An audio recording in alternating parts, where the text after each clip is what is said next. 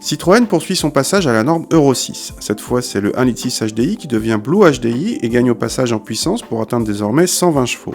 Déjà vu chez Peugeot sur la 308, ce bloc sert désormais d'entrée de gamme diesel à la DS5. Notre modèle d'essai en est équipé et a droit en plus au pack Faubourg Addict, une option cosmétique qui comprend la trame DS sur le toit, des rétroviseurs gravés au laser et des jantes spécifiques.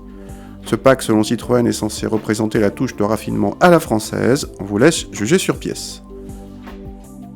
À l'intérieur, on retrouve la planche de bord flatteuse des DS5 avec son ergonomie particulière. Notre voiture a droit au magnifique siège en cuir dit bracelet, en option quand même à plus de 2800 €.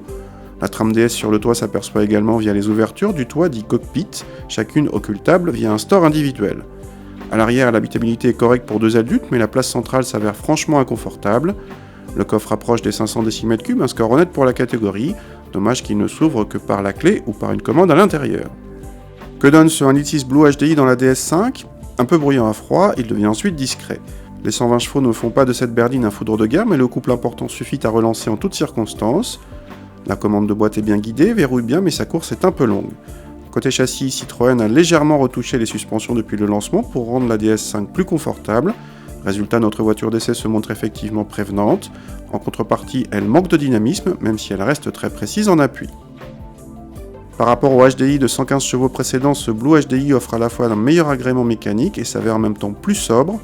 Citroën annonce 0,3 litre en moyenne et des rejets de CO2 qui passent de 112 à 104 grammes par kilomètre, le tout en étant donc compatible avec la norme Euro 6, c'est-à-dire en rejetant beaucoup moins d'oxyde d'azote. Dommage que Citroën vende ses atouts un peu cher. La DS5 Blue HDI 120 en boîte manuelle est plus chère que la DS5 HDI 115 avec boîte pilotée qui reste au catalogue. À boîte égale, cela ferait donc une différence d'environ 1000 €.